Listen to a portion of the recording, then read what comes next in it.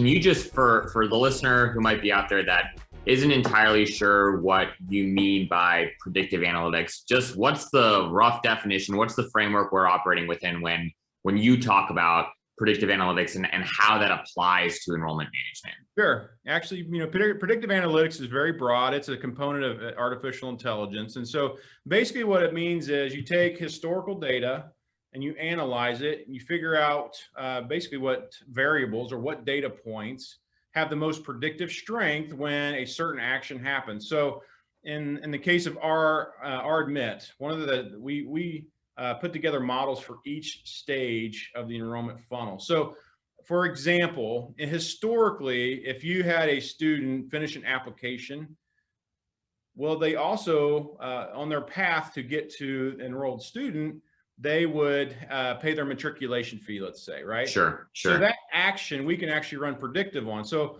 what I can do is say, historically, when someone paid their matriculation fee, what were some of the other variables that were in place at that point in time and that point in history?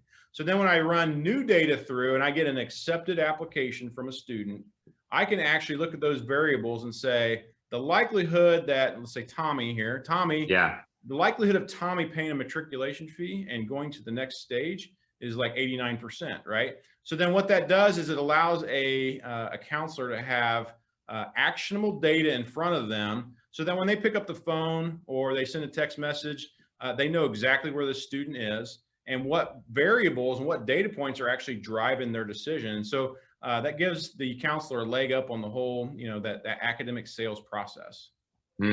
So if I'm hearing you right, it almost sounds like a big reason for why an institution, why an enrollment management team should care about predictive analytics as a key component of their enrollment management strategy is, in essence, it helps admissions counselors better understand, like, what is the score that this prospect that I'm about to talk to in any given day has. So are they 88% likely to enroll versus are they a 23% likely to enroll? And that sort of disparity should inform how I communicate with them. Absolutely. Correct?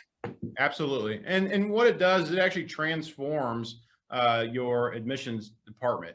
Instead of being a reactive or almost a shotgun approach to prospecting, it really makes it a proactive approach to. So Monday morning, you sit down and say, let's look through the next 500 prospects who are in the range of 80 to 70%, because maybe 80 to 90% only requires maybe a few marketing materials to move them along. So really, you can define your strategy within the data and those probability scores. So it really creates a proactive enrollment environment.